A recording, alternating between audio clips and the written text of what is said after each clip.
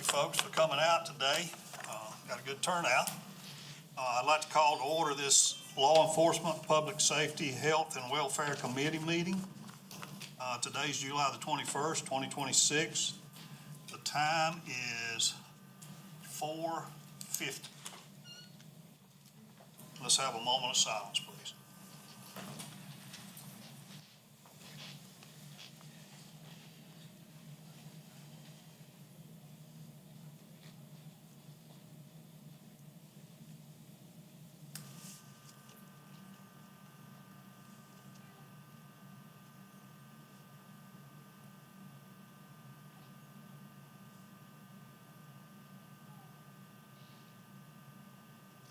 Mr. James, would you lead us in the invocation, please? Sure. Let's pray. Father, as we come to you this evening, we do thank you for the day that you've blessed us with. We thank you for all these folks who've come out forward to participate in their county government. And Lord, to that end, we just pray for those of us that are sitting up here in these chairs, that you would help us to remember that we are representatives of the people, we're their servants. And Lord, to that end, we ask for your wisdom in decision making. Lord, we just ask that you guide our steps. All this we ask in Christ's name. Amen. Amen. Mr. Devin Clay, would you lead us in our pledge of allegiance? Sure. I pledge allegiance to the flag of the United States of America and to the republic for which it stands, one nation, under God, and indivisible, for liberty and justice for all.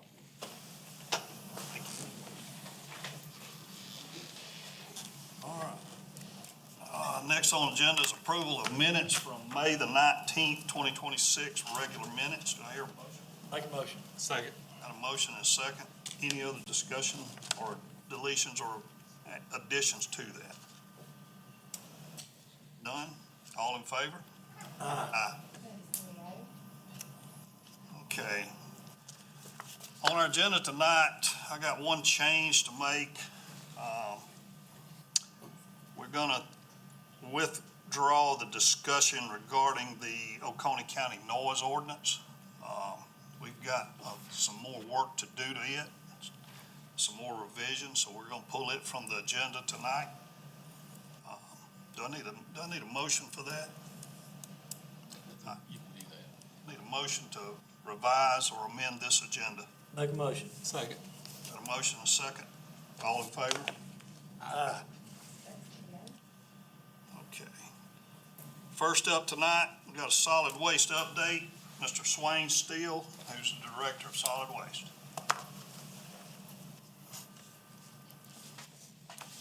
Good afternoon. For a quick discussion, we're going to talk about our fiscal year 26 recycling update, talk about a little bit about plastic recycling, and give an update on private business and municipality residential haulers. Just want to give y'all some information so you can make some informed decisions on how we should proceed on a few items.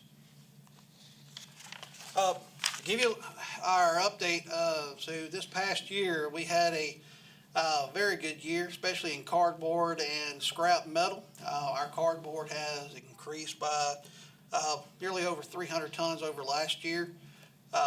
Important to do, if you heard in the news over the past 3 to 6 months, Sunoco Recycling had a plant burned down both in Greenville and in Spartanburg counties.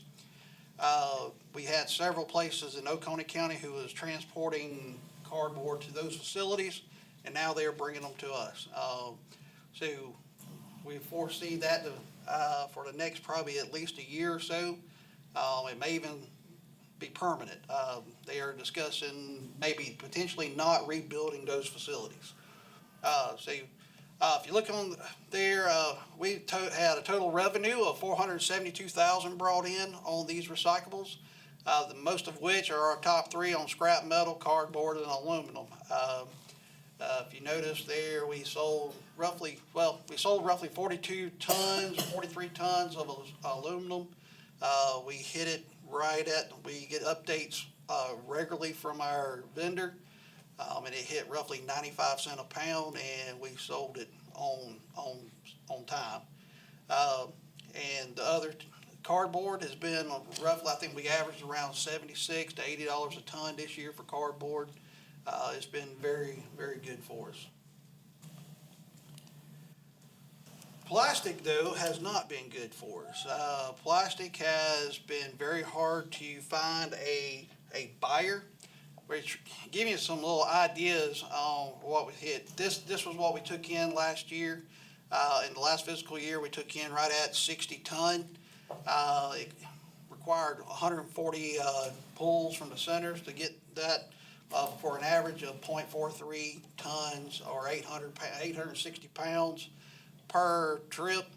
And it costed us right at $3,600 in fuel. And the ones that we were able to get rid of, they did not give us any kind of rebate for or a price. Then about somewhere around February, we contacted our vendor that had been picking them up for the last 2 years, and they said they were going to have to start charging us per load for transportation costs, which was going to be between $600 to $800 per load.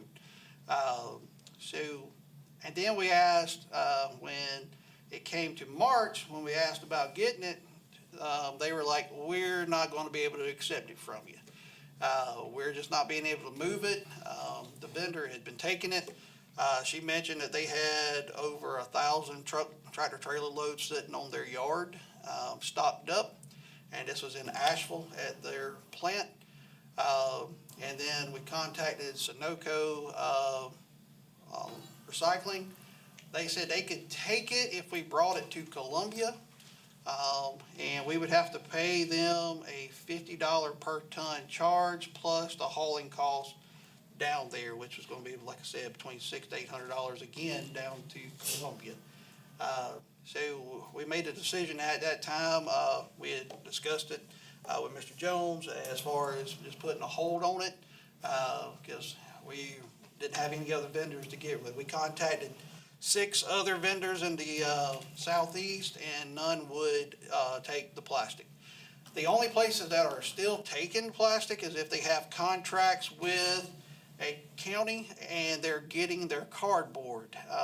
And then they're not giving the rebate for the cardboard as much due to is covering the cost of the plastic that they're taking in. And if they're charging for the plastic, then the plastic may not be actually being recycled. It could be potentially going to a landfill. So we just want to be very transparent where we're at. We don't want to have, it's been asked of us, what are the other counties that's still taking it at their centers doing?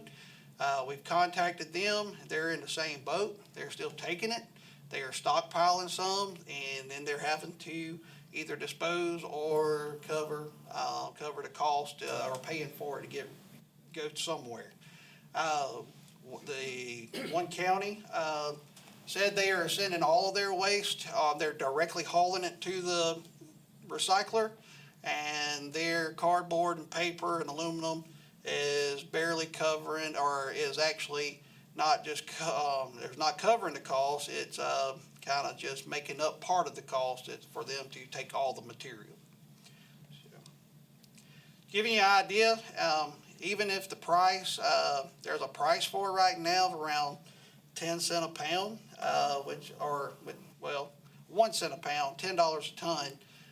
Even if that, if we had that much, we'd still be losing money just on fuel cost alone on this year. To give you an idea, how does it affect our garbage? With 60 ton over an 8-month time frame, you're talking divided by 11 centers, and what we do, it's barely less than a tenth to 2/10 of a ton a day, or a week in our garbage, and it's not really affecting us there. What we are paying to send it to Homer is being offset by the cost savings we're having in not having to make 140 pulls picking it up. So looking at that standpoint. To give you a difference idea, the same roughly, we've had 61 pulls for aluminum during that time. It brought in 44 tons of material. It's about we can get about twice as much in one of our recycling cans. But like I said, at that time we sold We made close to $80,000 at that time frame. And if you subtract the cost for what it costs us to haul that material, we netted around $78,000 based off just from fuel cost from there. We're trying to do some push on some materials. We see a lot of aluminum cans going into the garbage. People bring mixed things up there. You can see them in the bags as they're throwing them away. We'd love to see more people recycling aluminum cans. It's just you hate seeing something that brings that kind of revenue in going into the garbage. And plus it doesn't cost us that much to handle that material. To give you a kind of idea, we went over to Clemson University back about in May. They had a little seminar there with DES. They were looking at some of their organic recycling and their cardboard recycling and their paper recycling. And they're still recycling plastic.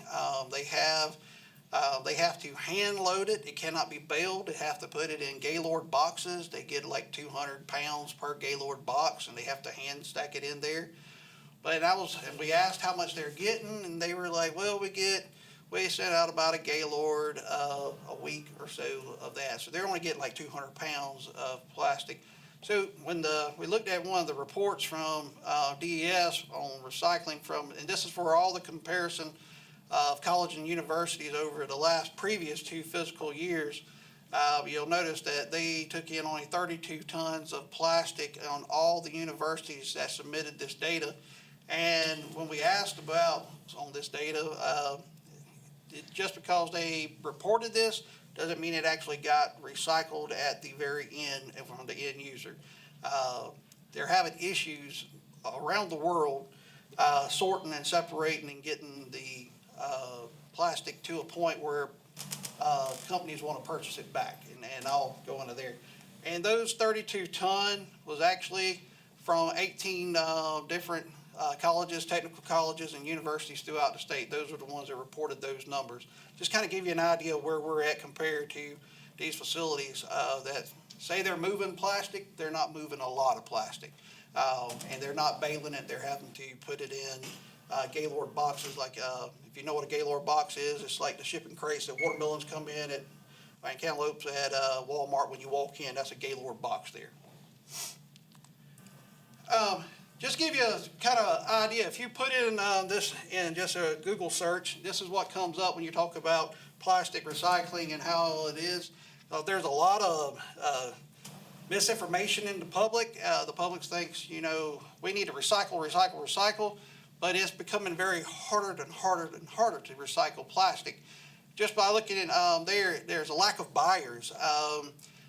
If you look up there, Recycling Today, back in June of this year, released a report. It says the report highlights a growing gap between what materials placed on the market and what the system can successfully recycle. That's the same thing we're seeing. Commodity markets for the Northeast recycling, that's Northeast all the way from like New York all the way into Maine. They have a whole group that covers that set of states through that area. And one official said that sometimes they hold material for weeks to months waiting for a buyer. We've got nearly, I think somewhere in the neighborhood of 35 to 40 ton of plastic sitting in our facility and that we can't move. We haven't thrown it away. We just got it baled. We got it stacked. We're hoping for a buyer to come along, but it's just we're in the same boat like a lot of other places are as well. And a presentation was given by at one of the large national conferences, and this is what they had reported. Plastics are getting harder to sell. Revenues are down. Some facilities are closing. That jumps back to us at a MRF, where bale prices are dropped. We lose revenue, and we cannot move the material in a timely and a regular manner. And it just affects the communities by more materials are end up in the landfill. And it showed why. Just in the last 18 months, this presentation was given in June. In the last 18 months, 6 plants in the United States have closed just for PET and like HDPE recycling. bottles, jars, jugs, typical thing. 20% loss of processing capacity just in the United States. That means that 20%, or as it says there, 500 million pounds of processing. They're looking for where's that going to go. And one of the closest ones to us is in Fayetteville, North Carolina. So even regionally and nationally, they're seeing major issues. And here's the 4 problems that they've put on there. There's more and more new plastic being made, and it's cheaper to make it from virgin resin than it is to buy recycled, have to chip it, wash it, clean it, melt it down, and then start over again.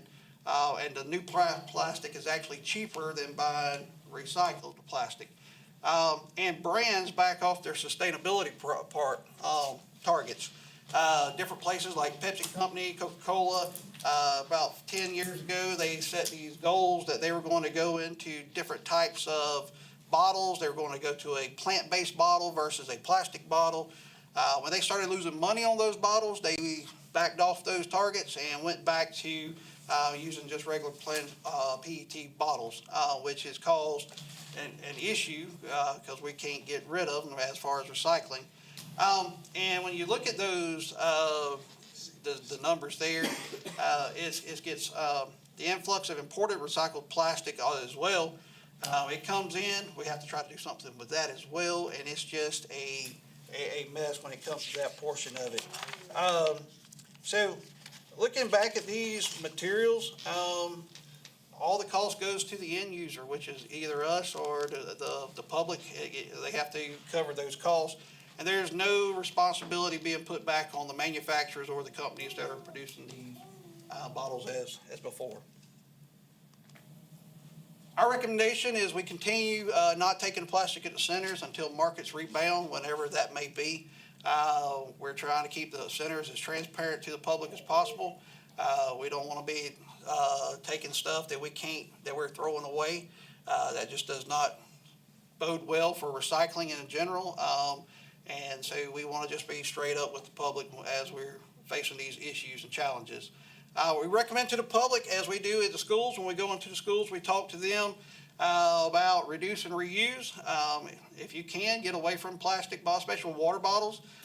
We recommend if you're using plastic or little water bottles at home for drinking water, buy a water filter and filter your water, and it works just as good. 90 times out of 10, unless you're buying it like our local people in Oconee County that has spring water coming out, a lot of it's actually tap water that's been processed through a filter anyway. So reduce and reuse is the best policy from that standpoint. Going over to our haulers, we had talked about this a while back, and then at our previous meeting back in, I think February, we had brought this up. We had discussed some during the budget about looking at the fee schedule. If you recall, 4 years ago, council voted to take away the fees for the haulers at that time. If you recall, for those who were on council, there were several businesses, 3 of which came and spoke that they were having a hard time competing with cities who were going outside of city limits. They were having a hard time growing their businesses, and they were thought it would be best if they didn't have to pay when they came to the transfer station. To give you the numbers from 2000, so these numbers are very accurate from the standpoint we changed our computer software in January of 2017. And which made it easier, a whole lot easier to track. So that's why we stopped our numbers back at fiscal year 18. If you notice that at that time frame, the first 3 there were the 3 that came forth. Evolve, L&M, it's called L&M Waste Management, Universal Sanitation, were the top, or our biggest users. We used to call them small haulers because when I first started 20 years ago, we only had 2 small haulers, and they were Mr. Morris and Mr. Winkler. When I say Mr., that was the business. It was Winkler Sanitation and Morris Sanitation, and it was a one-man operation. They drove a pickup truck with side rails on it. They hand-loaded and hand-unloaded at our facilities. Those, the only one that still hand unloads is Mr. Winkler. And if you notice his tonnage since fiscal year 18, he's gone from bringing us 125 tons down to about 41 tons. Mr. Morris's is going down as well. His sons have now taken over. He has actually passed away, and his sons have taken over the operation for like a part-time job. And their numbers have actually decreased somewhat, or have been fairly steady. The others, if you notice at the bottom and look at their starting numbers in fiscal year 18 all the way to fiscal year 22 when it was taken out of their charge, they were increasing, they were almost doubling or tripling. One company there was 900% growth. Now we're up to 138, 1,500%, 245% growth in those areas. When they all started, those first six up there, or seven on, 2, 4, 6, 7, the first 7 on the board, they all knew there was regulations in place. We have an ordinance in place that kind of dictates they pick up waste from the customers. They would bring it to the transfer station and have a fee to pay. There was no complaints at that time of any of them starting their businesses. Evolve started way before fiscal year 18. L&M was just getting started. He bought out a company that was going out of business. They were moving. It was actually another one-man show. His name was Mr. Maroney. And he was leaving, and he bought up his facility and started his, and he went leaps and bounds putting out.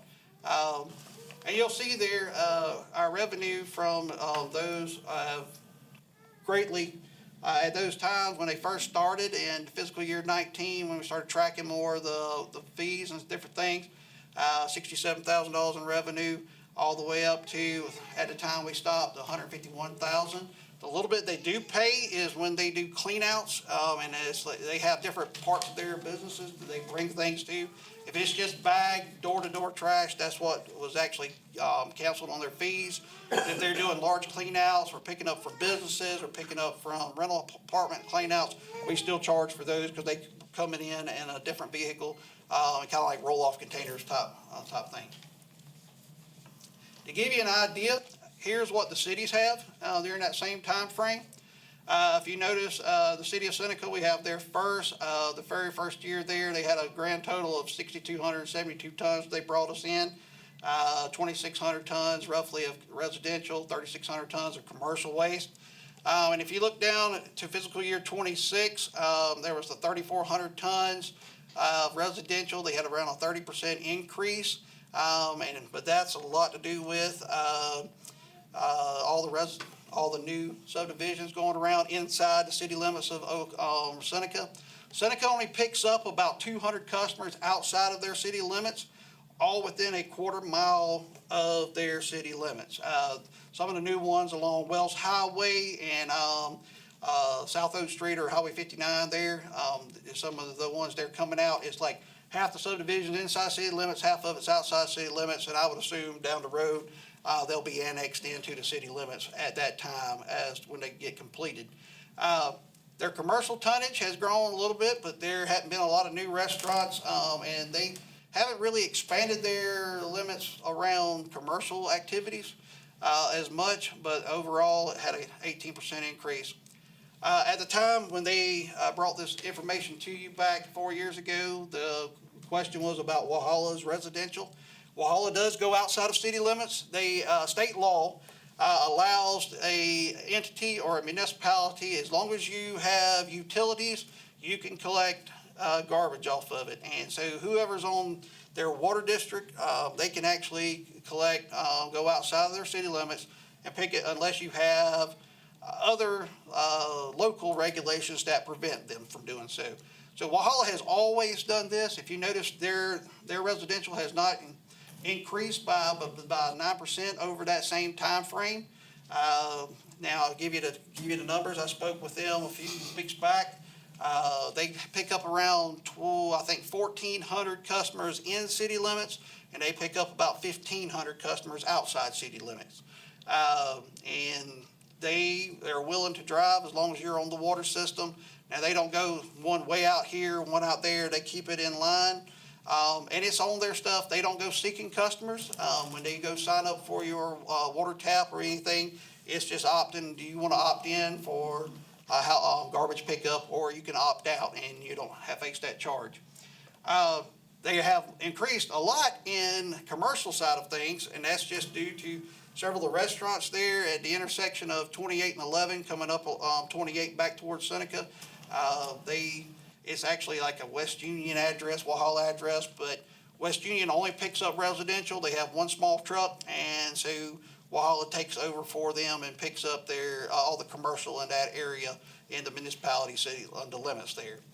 And then Westminster has gone down in residential, which there's been a lot about Westminster losing residents just due to some of the, all the ongoing things about power and other utility issues. But their commercial has gone up. They've had a few restaurants open since then.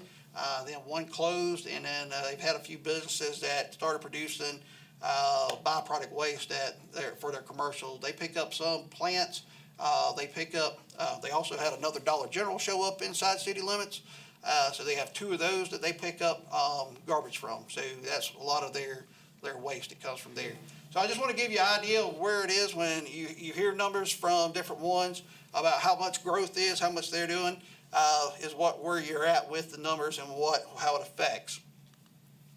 So one of the questions that the residential haulers have posed to you is that they've saved the county funds by not having these people go to the recycle centers. So I give you an idea here. These are based off our numbers throughout the whole year. For the last couple of years, we have done averages, and we're pretty much spot on with them. So the hauler in the past year had 4,181 tons. If you did away with them completely, which I know that's not going to happen, I'm just doing a scenario here. That would actually, based on our average at our recycle centers, we average about 7.8 tons per pool. So that would give you about 533 pools. So our average round trip is 25 and a half miles. We would drive roughly take about 13,000 miles to pick those up, and we would consume about 3,100 gallons of fuel at a day's cost of our average cost last year was $4.95 a gallon, or somewhere in that neighborhood. It'd be around $15,000 cost if we had to haul it.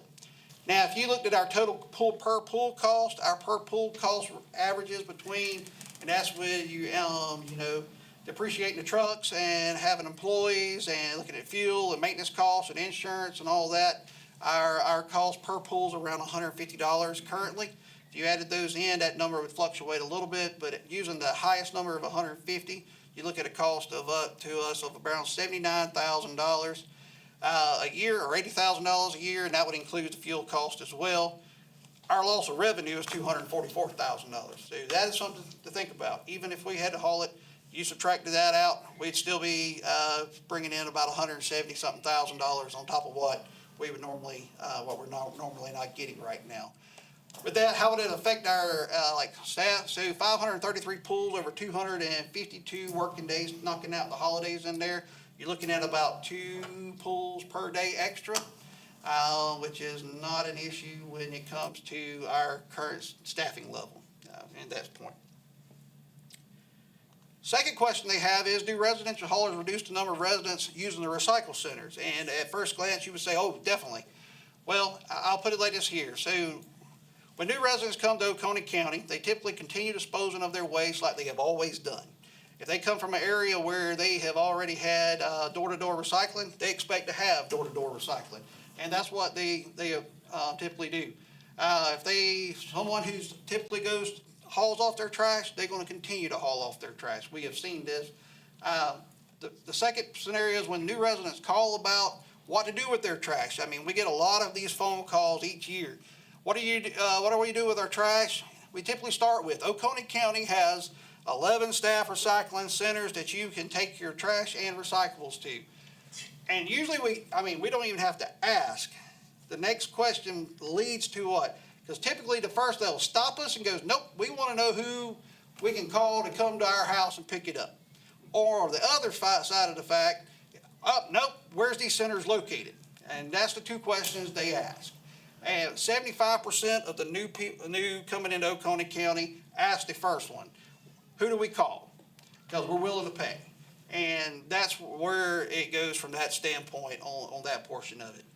Because we get a lot, if they're coming from a city or moving in from a state where they have a highly industrial or highly, more of a municipality type things, and you're gonna have more door-to-door type facilities. So I want to give you that for a thing. Give you an idea, Evolve, this is the type of vehicles they see. If you see these running around, these are who we're talking about. Evolve Waste and Recycling and Waste, these are their two types of trucks. They're the one with the little roll-off back is what they do their cleanups with. And the other one is where they do their roll cart pickups there. They have a website, but they do not list their prices. You must call them to get a quote. They do not list anything on their website because they do charge. The further away they have to go, the more they charge.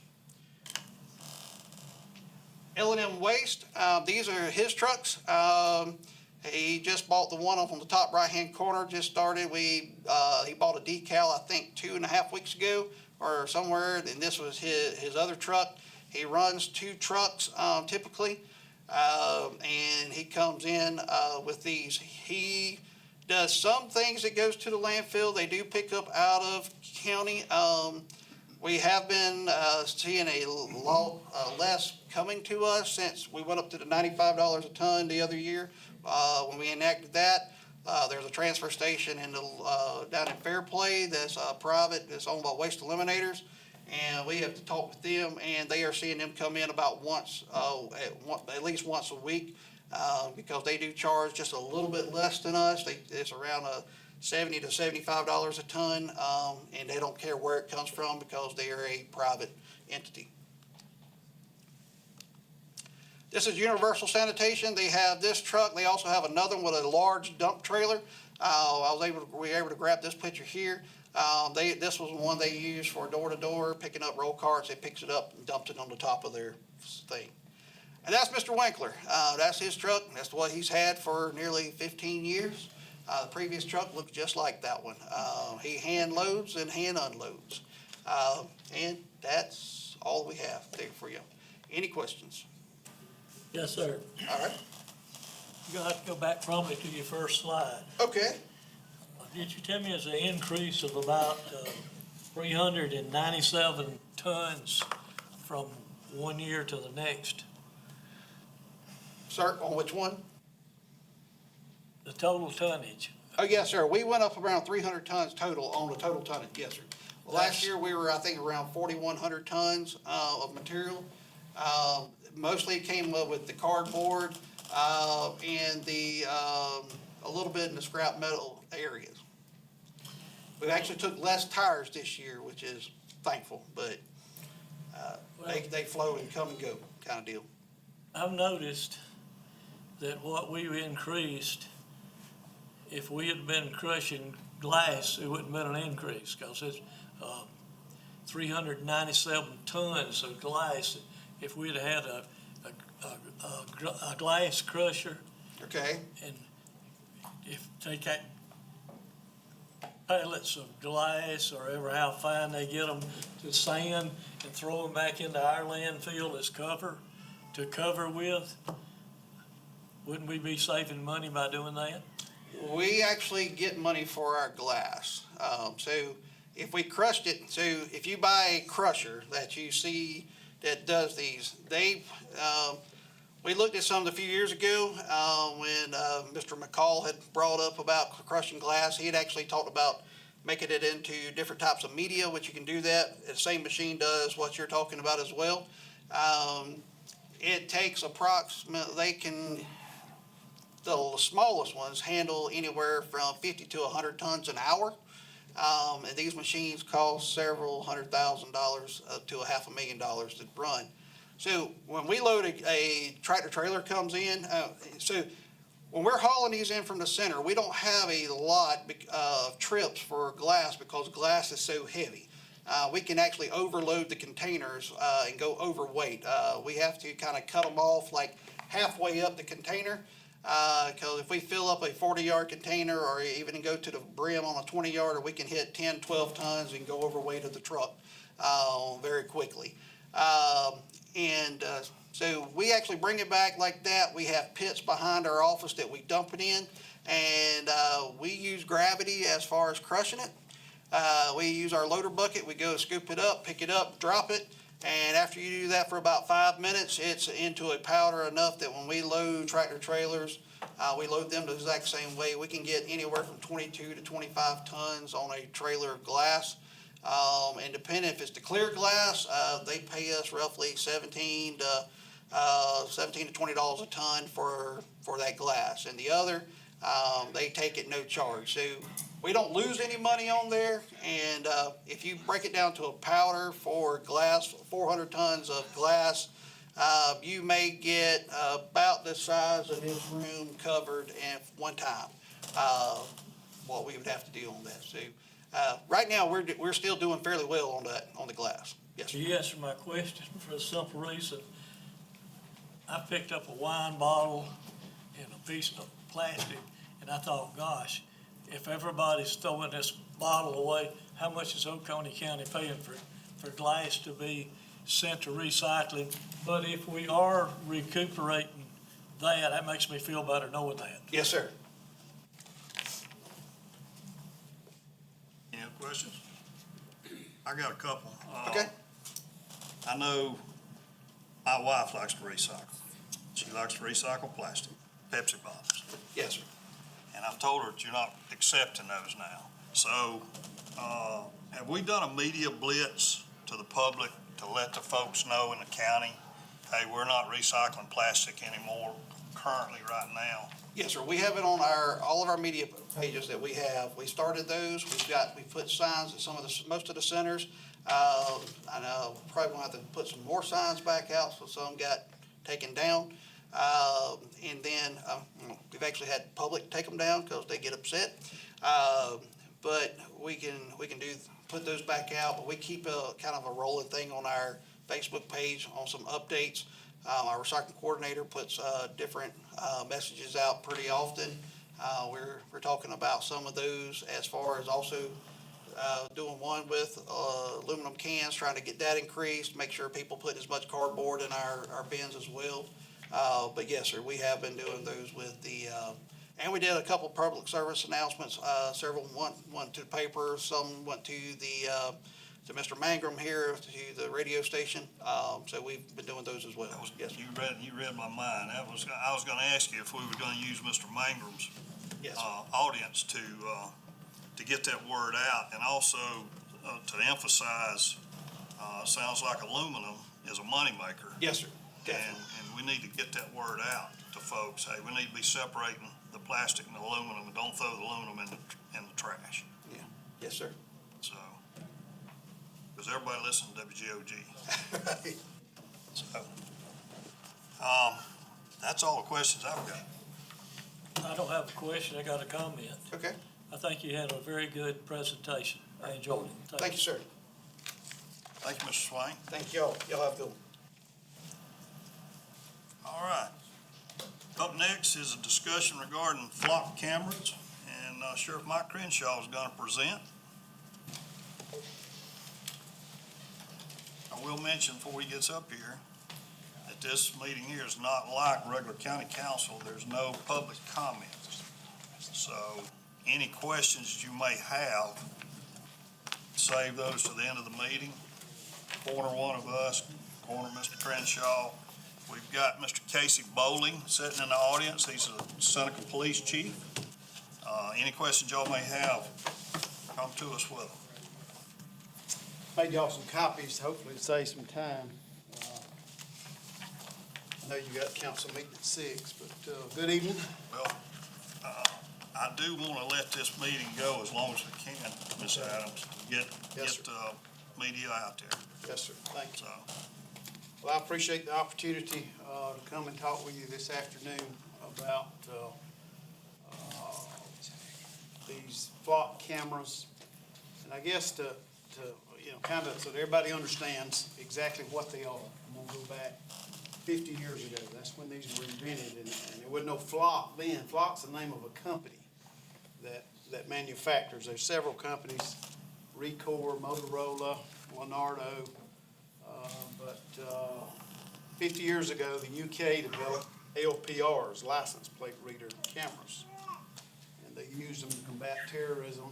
And of course, over the years, the technology advanced to where we are today, with several companies, Flock being one of those companies. So that's the company that we interact with. Kind of tell you a little bit about where the technology's at now. We as the customer, we own the data on our cameras, which is basically a picture of the back of a vehicle along with a tag. It captures the picture of every vehicle that passes by the back of that vehicle with the state issued tag number. If that vehicle is stolen, obviously we get an alert on that. If it's entered in the National Crime Information Center is stolen, or the tag is stolen, we get an alert that vehicle passed by that camera. As technology's advanced, obviously, not only the tags, but, if it's, we can search by make, model, color. So if we have an armed robbery and somebody don't have a tag number, but we know it was a four-door dark blue sedan, we can search by that criteria as well to assist in the investigation. No way to, I want you to understand as much what it's not as what it is. So I'm gonna go back and forth, but there's no way for us to see inside that vehicle on these cameras. We don't know who's driving. We don't know how many people's in the car. We don't know what's inside the vehicle. No picture that I've seen on them can you see inside the vehicle. It's passing at 40, 50 miles an hour, and it takes a snapshot of the back of that vehicle. No way to zoom in. There's no zoom capability. We get what we get when that picture is taken. But it takes a still photo. Some people think of video, but there's no video. It's just a still photo of that vehicle on that date and time passing that camera as the vehicle goes by. This particular company here, there's a 30-day retention period. So if someone goes by a camera today, on day 31, there's an automatic hard delete. And we've inquired about that. They said it's deleted. There's no way to go back. There's no way to recover that. Is what the company tells us after 30 days. So it's constantly deleting after that 30-day period. They also have told us that they do not share with third-party vendors, that only the customer, like I say, the data belongs to the customer.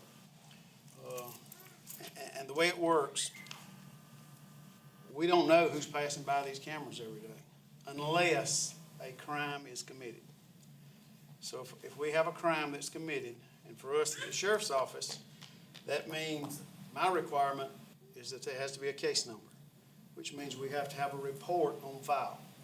So we have to have an instant report on file, and then we search by that. So if we have that instant report, we put that case number in the audit trail. There's an audit trail once you initiate a search. The company, there's an audit trail. We get that on a monthly basis. We do a monthly audit of everybody that's used the system in the sheriff's office. There's also an advanced now. The company has provided an advanced auditing tool that uses some algorithms. If a tag number's run more than once or something like that, it'll send you a red flag alert to look at things like that. So after that every month we do that. But if a crime is committed, then we search the data. We have to put in a tag number, and if the case number, and this is something that I've started. Last week I was with my fellow sheriffs. It was a topic of discussion. So it's the court of public opinion across South Carolina, across the country is not favorable toward these cameras. And I certainly understand that and the reasoning why. And I told him last week, I told Senator Alexander a year ago, I went to Columbia and met with him, and I said, pass some legislation, do whatever we have to do, so that law enforcement can use this technology to get violent criminals off the street, recover stolen vehicles, find missing children, all the things that all of us as law-abiding citizens want. So I've added another measure for me. I've kind of created my own misconduct at the sheriff's office. After that deputy puts in that case number and does that search, within 3 days, he has to go into our records management system and do a report telling me why or how that search was connected to that case number.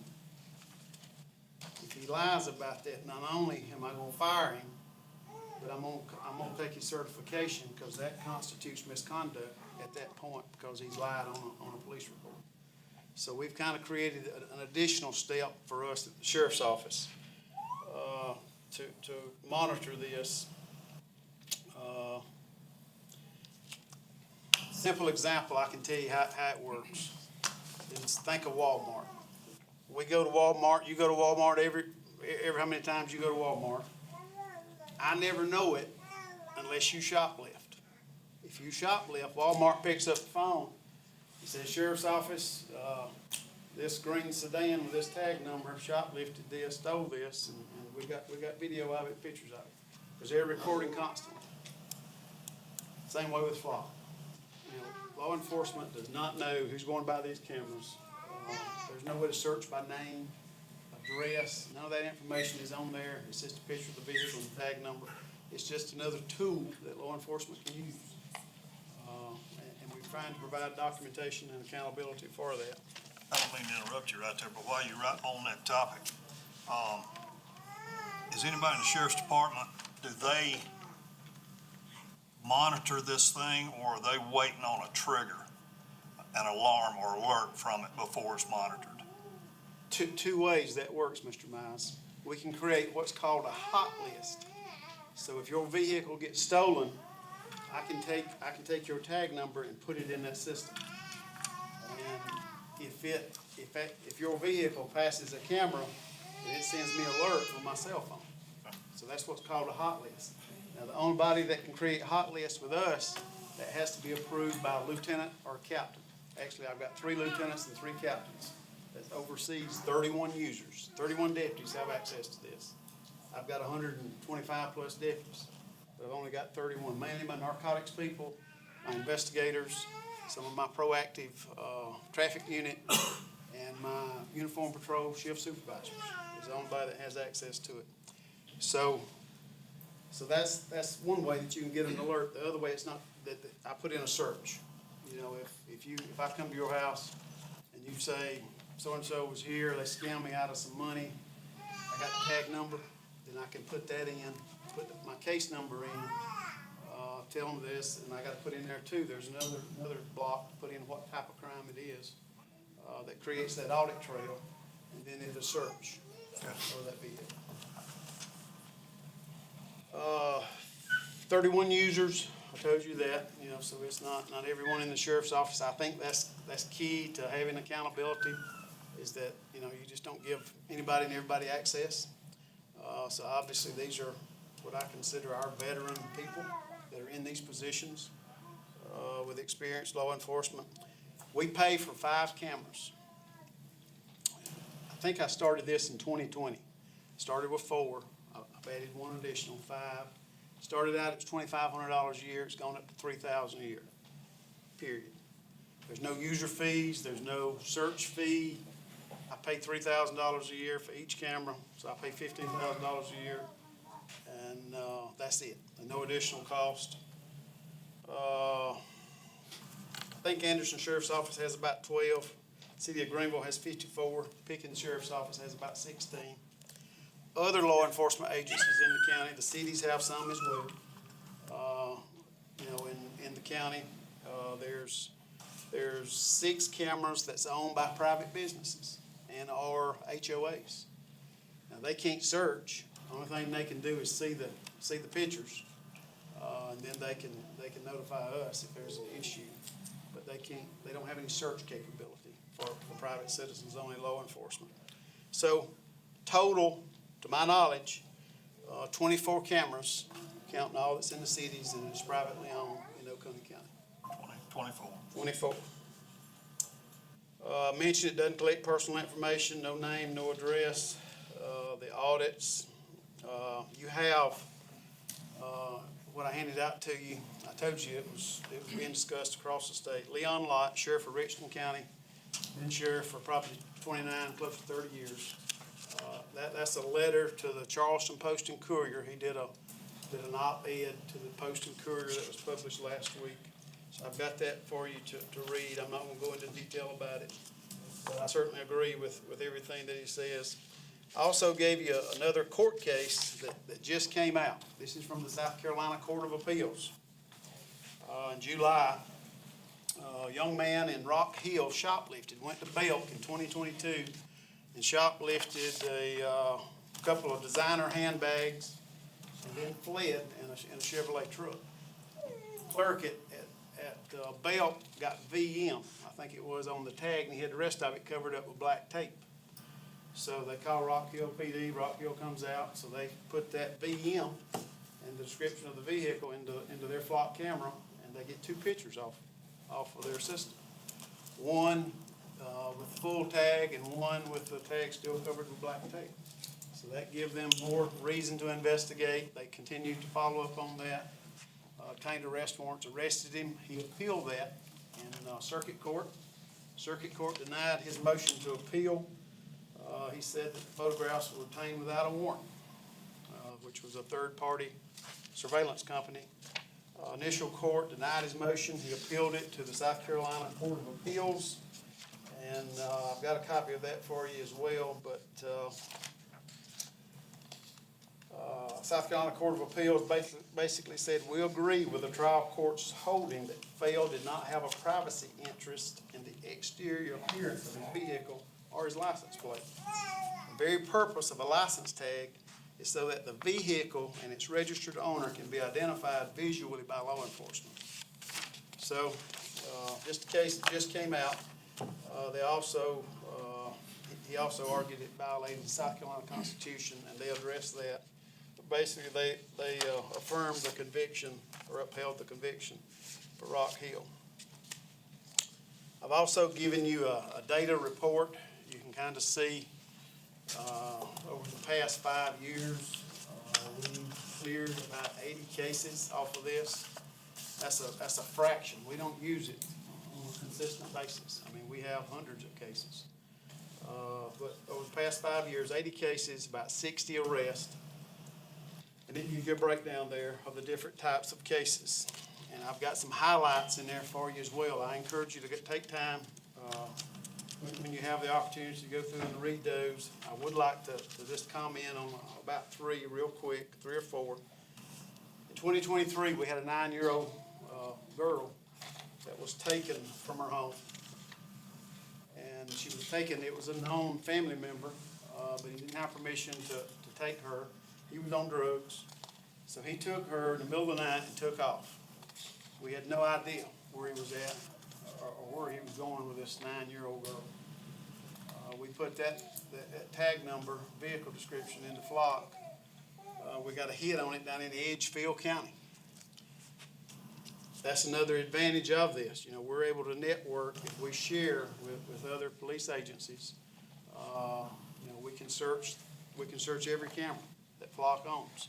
So we put that tag number in, got a hit on it down in Edgefield County, called the sheriff down there in the middle of the night. Within 20 minutes, they had that vehicle stopped. That little girl was recovered safe simply because of these cameras. We don't know what would have happened. She might have been fine, but we don't know. That was a big case that we were really pleased with.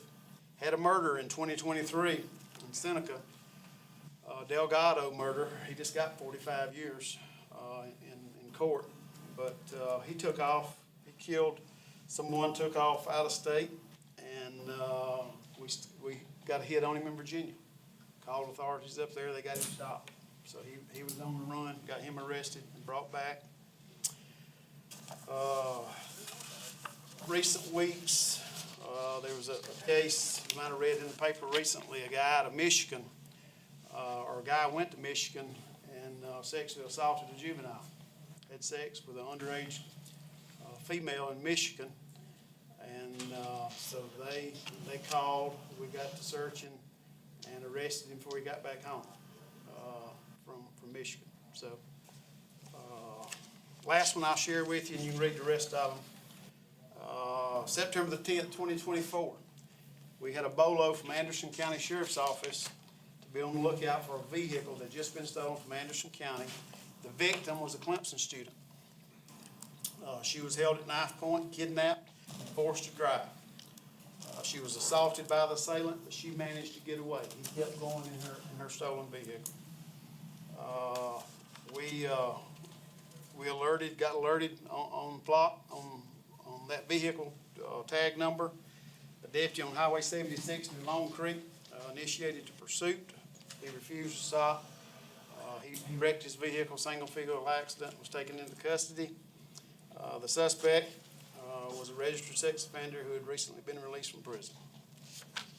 So there's several examples here that these cameras are a benefit to law enforcement and wanting to keep our citizens safe.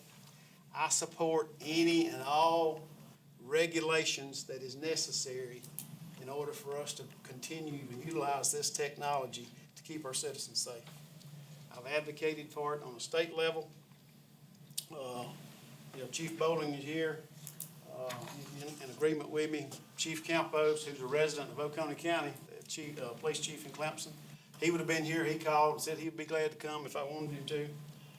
But I guess I want to close with this, and then I'll answer questions. Let's let the courts. There's a lawsuit now. These cameras, to put them on a state highway right-of-way, they have to be permitted by the state of South Carolina. All of ours are on state highway right-of-way with the exception of one that's on private property. And they were all permitted. But currently, the state has stopped permitting these cameras because there's a pending lawsuit. Somebody has sued SLED, who has cameras as well. And the legislature wants to wait and see what the outcome of that lawsuit is. So no new cameras are being permitted to go on state highway right-of-ways. And I guess I would say, my understanding, there's some pending court cases. So let's see what the higher courts say. And if the courts say they're illegal, or if my county attorney tells me, Sheriff, they're unconstitutional, and I believe they are, we'll take them out. The last thing we want to do is violate somebody's constitutional rights. That's the furthest from my mind, and we want accountability. Chief Bowling wants accountability. Chief Campos, every sheriff in the state of South Carolina, wants accountability, and so that's why it's so important that we do these audits. So with that, like I say, I tried to be as quick and brief, but any questions that you may have that I can help answer? Questions? I got one question. Are you gonna be able to get down to the barbecue, or the sandwiches in 12 minutes in Fairplay? I ain't gonna make it, Mr. Hart. I'll tell them to save you and I one though. When we get there. You come on when you get out tonight. Yeah, we do have, for anybody that may want to leave, Philly cheesesteaks at Yoder's Building Supply tonight, free to the public. I've got several questions. A few of them are mine, but a lot of them are questions that have been sent to me by citizens. Some of them, I think you've already answered, and the information will be helpful that you gave us on some of them, but just a few. Did Flock help pick the placement of the cameras in Oconee County, or was that something that y'all did? I guess it's a combination. Mr. James, obviously, you've got to have a line of sight for the solar aspect. Yeah. We have the general say-so in where we want to place them, to try to be strategic, try to get the most bang for our buck. Yeah, that if we have a crime committed, that there's a good possibility. So the final decision lies with us as long as the capability's there. because like, according to their terms, I was looking through some of their stuff last night. They put online that they have the final say. And the way that they could basically veto, it was kind of a combination, like you said, but they could veto anywhere that they didn't think it was appropriate. And it seems like, just from looking at this stuff on their website, that to them, data is the driving factor, not actually crime reduction. Because I know for years we've had, and I've heard them talk about even before I was on council, problems at boat ramps and things like that. This seems like that would have been the perfect situation for that because it's a known area. But I just wonder if that wouldn't suffice for them for their data collection side of things. So, We may or may not have one near a boat ramp. Okay. But from my understanding, we've picked our locations, but I guess they would have the final say if it's not a clear line of sight for the solar aspect of it. Yeah. They probably could have the final say so. it says, flock user agreements can vary by customer. So would it be possible for us to get a copy of the signed agreement that Oconee County has so we can Yes, sir. review it? Our agreement, and you can, our agreement is the 30 days, but if a jurisdiction has a shorter period or a longer period, I think I don't know. They say I've heard online that 30 days. they Yeah, make an that's what they adapt to say. that. But yes, sir, I can get you a copy of that. How often have the cameras within Oconee County been accessed by outside agencies? And run you- have any of those agencies have we ever denied access to any agencies in the past? Like federal agencies or anything? We have not denied access. Okay. I could get you a list of that, but I'm sure it's a number of outside agencies that has searched, when they've done a search, they'll search everything in the Flock system that they've got agreements with. So it searches every camera that Flock owns that's in that agreement system. All right, let's see, have you ever had to take disciplinary action for misuse in Oconee County to this point? I did early on. I did have a discipline issue, and that's when I realized the importance of this, and I upped it. We've always tried to use a progressive form of discipline at the sheriff's office, but it changed 2 or 3 years ago for me. It's immediate termination if you misuse.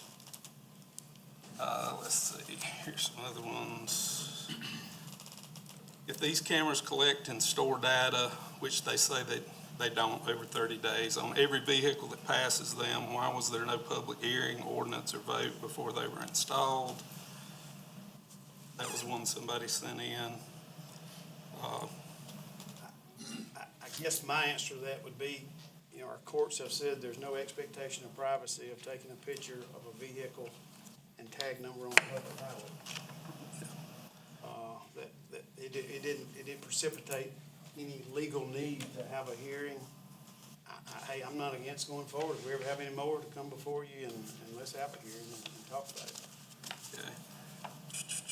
I think this one's already been answered too. If concerns arise about the program, who has the authority to modify, suspend, or terminate the agreement?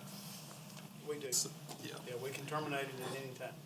How were the cameras funded? Were they purchased with county tax dollars, grants, forfeiture funds, private donations, or another funding source? We purchased them with tax dollars. You've already given us the total cost. If litigation were to arise from misuse of the system or an alleged violation of constitutional rights, who would be financially responsible? The sheriff's office, the county, or the taxpayers? Which the county is the taxpayer, so That's true. I would assume that would be the county. Yes, sir. Does the sheriff's office believe there should be any judicial oversight, such as requiring a warrant for certain searches of historical location data? Not against that at all. My only thing is time. Time saves lives. Yeah. And I know now if we go get a search warrant, it takes 2 or 3 hours to kind of do that. So that would be my only reservation, but not against it, as long as we can have that exigency that we could get one in a reasonable period of time.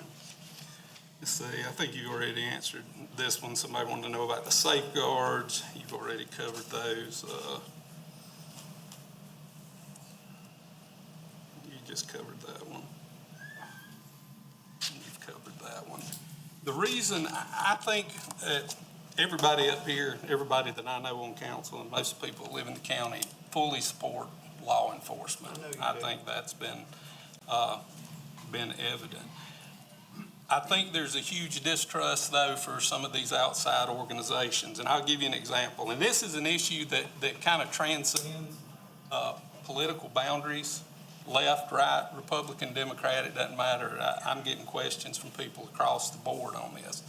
And one example, I think, of the reason why, I pulled this off Flock's website, and it's, does Flock share data with ICE?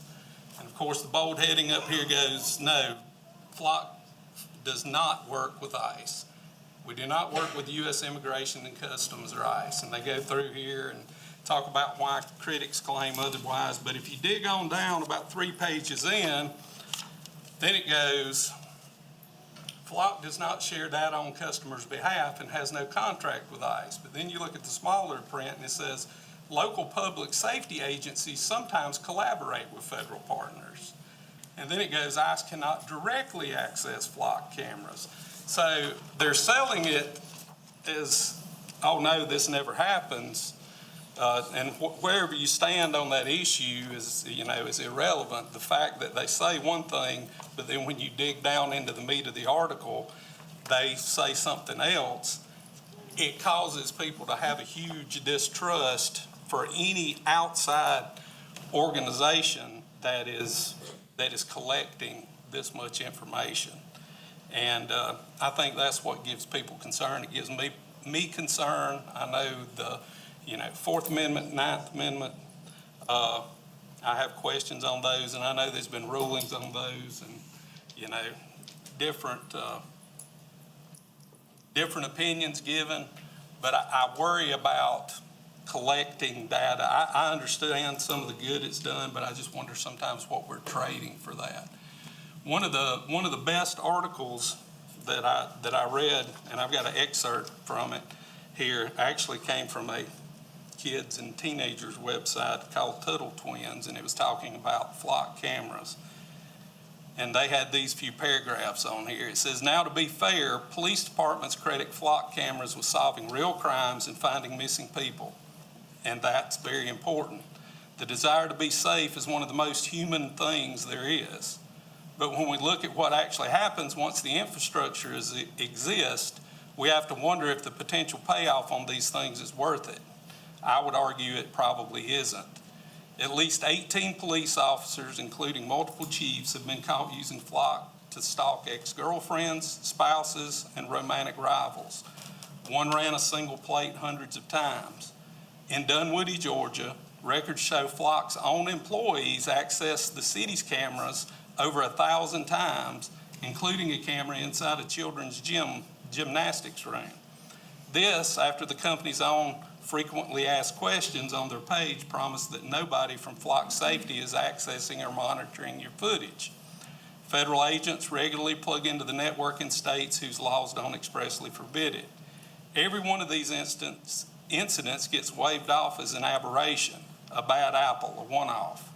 But they're not aberrations. They're the product working as designed. Build a machine this powerful, hand it to fallible people, check it with almost nothing, and this is the guaranteed outcome. The problem is that the tool doesn't care what purpose it's serving. It serves whoever's holding it. Today, it might well be pointed at someone whose politics you don't share, or who you or I view as a bad guy. When that's the case, it might be easy to justify its use.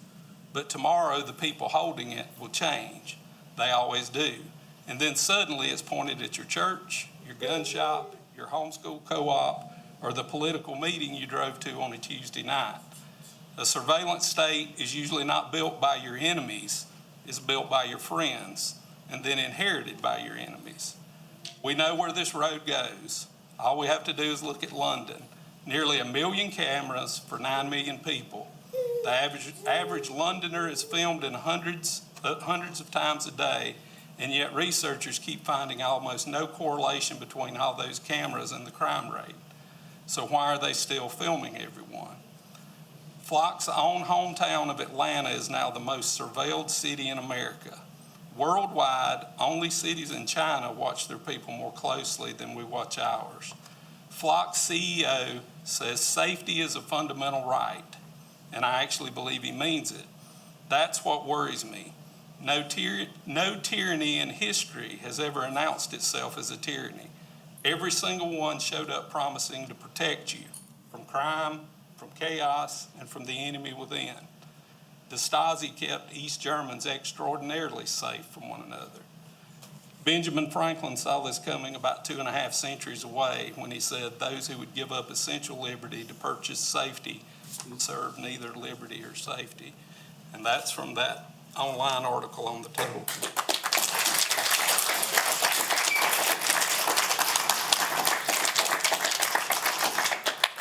As for me personally, I think many of the arguments in favor of flock cameras parallel the arguments that we were given back around 2000 when we passed the Patriot Act. When trying to convince people to give up privacy and freedom, the argument seems to always to make an appeal to emotion, kids, elderly. This tends to obscure the dangers that such a system could pose to liberty in the future. I've heard many people say, I've read this online over and over, if you're not doing anything wrong, then why does it matter? It matters because as we have seen in the past, the definition of wrong can be changed by the government in an instant. It wasn't too many years ago that the government in many areas of this country told us that leaving our home or not wearing a mask or not getting a vaccine was wrong. That should warn us of just how quickly this same technology could be turned on us, just like it has been turned on people in other countries. And I think that is the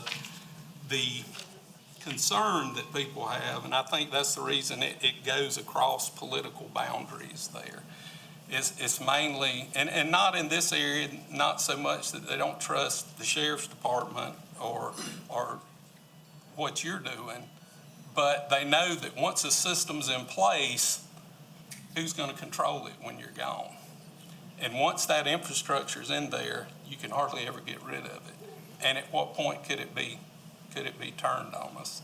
So, I mean, that's kind of the other side of it. I just, it's a lot of questions, and there's been a lot of input from people on this. I had a phone call when I was driving to this meeting today on it, and it's not one political side. I've heard from people that would disagree with me on just about everything, but they're not for the flock stuff. So I think it's good we're having the discussion and letting people have their input and get what they think out there too, because we do represent them. So that's all I've got. Thank you, Mr. James. Thank you, Sheriff. I'm gonna hit on noise real quick, or? No, we have, Oh, we wiped that off. we took it away till we got some additional amendments got to do to it, and we'll do it at a later time. Sounds good. We appreciate what you do. Thank you. Thank you. All right. I need a motion to adjourn. Make a motion. Second. Motion second, all in favor?